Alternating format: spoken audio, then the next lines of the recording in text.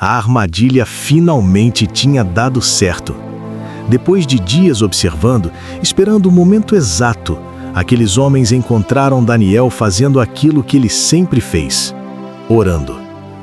Não havia corrupção, não havia desonestidade, não havia erro administrativo, mas havia fidelidade a Deus. E foi exatamente ali que decidiram atacar.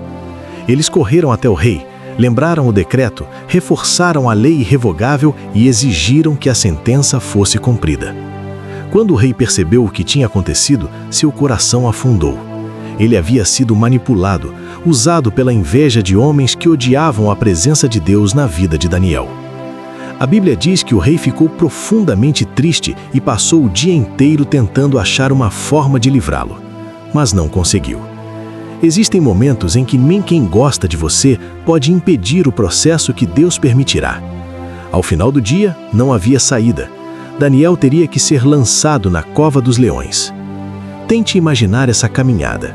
Os guardas conduzindo Daniel, os acusadores observando com satisfação, o murmúrio da multidão. Talvez alguns pensassem: se ele fosse mesmo protegido por Deus, isso não estaria acontecendo. Mas o favor de Deus não nos isenta das covas. Às vezes, é nelas que ele se revela de forma mais poderosa. Daniel não resistiu, não discutiu, não implorou. Ele sabia em quem tinha crido. A paz de quem confia é algo que o mundo não consegue entender. Antes que Daniel fosse jogado, o rei declarou: que o seu Deus, a quem você serve continuamente, te livre. Olha que testemunho! Até um rei pagão reconhecia a constância espiritual daquele homem.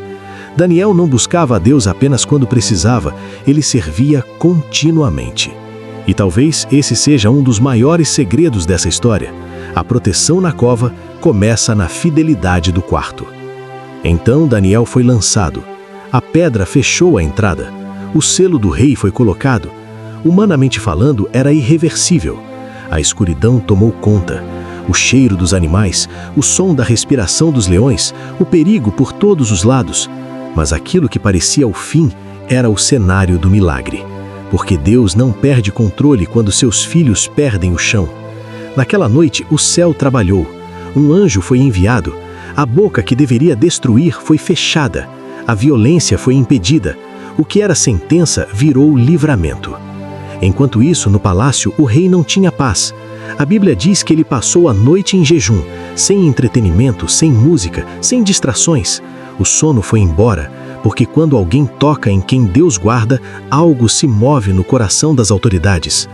De madrugada, antes mesmo do sol nascer, o rei correu até a cova. Imagine a pressa, imagine o medo de encontrar apenas silêncio. Com voz aflita, ele gritou: Daniel, servo do Deus vivo, terá o teu Deus, a quem serves continuamente, te livrado dos leões? Talvez todos prenderam a respiração. Por um segundo, nada. Então, da escuridão, veio a resposta. Firme, viva, milagrosa. Ó Rei, vive para sempre. O meu Deus enviou o seu anjo e fechou a boca dos leões. Eles não me fizeram mal. Que momento! A noite que deveria ser de morte se transformou em testemunho. Daniel não tinha arranhões, não tinha fraturas, não tinha marcas, porque quando Deus livra, ele livra completamente.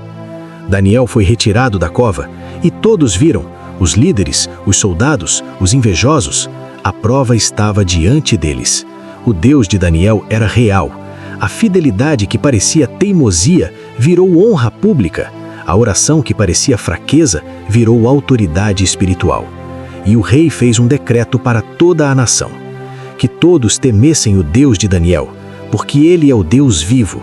Ele salva, ele livra, ele realiza sinais e milagres. Perceba isso. O que começou como perseguição terminou como evangelismo.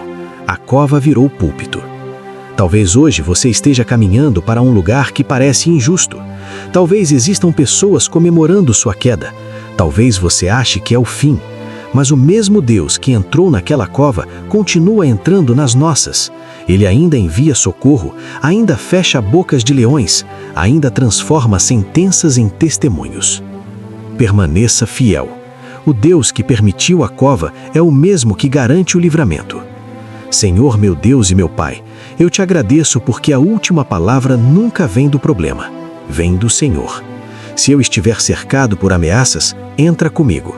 Se houver leões ao meu redor, envia teu anjo. Eu escolho confiar, escolho permanecer fiel, escolho acreditar que o Senhor é poderoso para me guardar. Que minha vida revele ao mundo que tu ainda és Deus de milagres. Em nome de Jesus. Amém. Se essa mensagem renovou sua fé, ajude para que mais pessoas sejam alcançadas.